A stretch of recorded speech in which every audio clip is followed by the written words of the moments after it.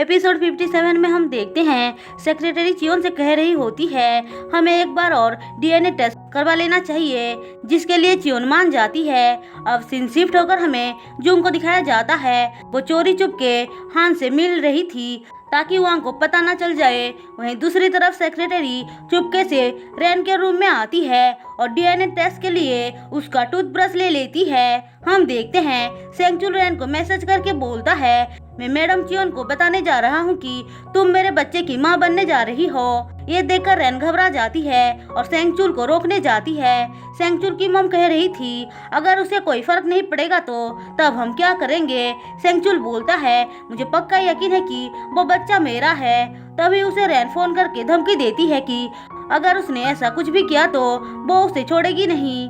अब scene shift होकर हमें हेई को दिखाया जाता है। वो सीन के बारे में सोच रही थी, उसे अब धीरे धीरे सब कुछ याद आ रही थी। सारी उसको बताता है कि सीन को जेल हो गया था मेंसियो को मारने के जुर्म में, उसके बाद गोयुन को बेच दिया गया था। हेई कहती है जिसने मेरी बच्ची को बेचा है अगर पता चलेगा तो छोड़ूंगी नहीं। वहीं दूसरी तरफ हम देखते हैं रैन की मॉम के पास वही आदमी आया था जिसने जूंग को बेचा था। वो भी रैन की मॉम के वजह से, इसलिए वो उसको ब्लैकमेल कर रहा था। हम देखते हैं रैन भी वांग के पास आकर एलिमोनी के डिमांड कर रही थी। वांग पहले तो मना कर रहा था लेकिन बाद में मान जाता है और पूछता है कितना चाहिए। रैन कहती है बस आप मुझे मेरी ग्रैंडमा की बिजनेस चलाने में हेल्प करो। उसको कोई भी आइडिया नहीं था इसलिए वांग से हेल्प ले रही थी। वहीं दूसरी तरफ सेक्रेटरी चियोन को डीएनए रिपोर्ट लाकर देती है, जिसे देखते ही चियोन के होश उड़ जाते हैं क्योंकि डीएनए रिपोर्ट मैच नहीं हो रहा था। चियोन कहती है 2 सालों से वो दोनों हमें फूल बनाते आ रहे हैं, कोई इंसान इतना कैसे नीचे गिर सकता है। वो खुद को ही ब्लेम कर रही थी। सेक्रेटरी कहती है रैन एक बहुत बड़ी फ्रॉड है, वो बहुत इजीली लोगों को मैनिपुलेट कर सकती है।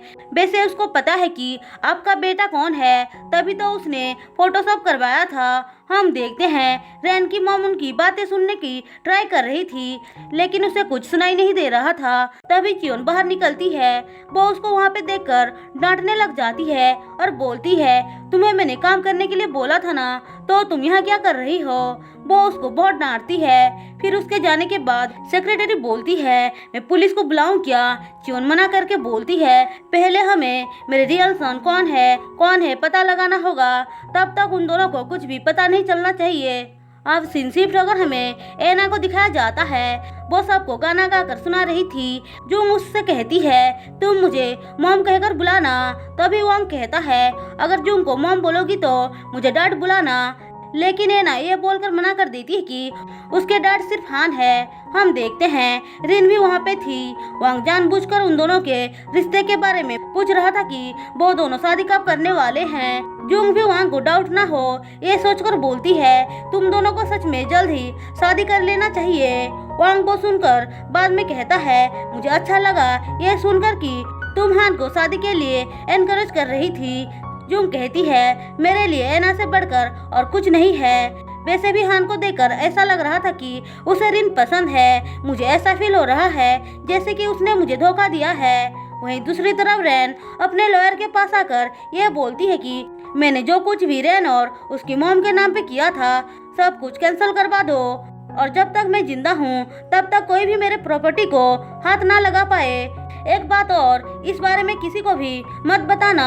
अब सीन शिफ्ट होकर हमें हेई को दिखाया जाता है। वो सोच रही थी सीन मुझे किससे मिलवाना चाहता था, कौन है वो, जरूर वांग को पता होगा।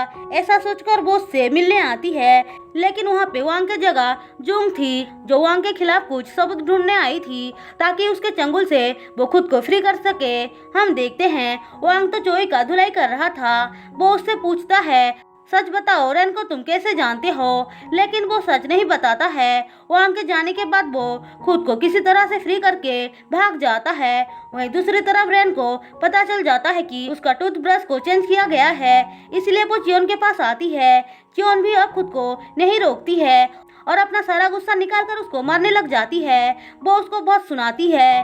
रैन पहले तो उसके सामने माफी मांगकर गिड़गिड़ा रही थी लेकिन जैसे ही चियोन की तबीयत खराब हो जाती है वो उसको पिल्स नहीं देती है और अपना असली रूप दिखाने लग जाती है। दवाई न लेने के वजह से चियोन बेहोश होकर नीचे गिर जाती है।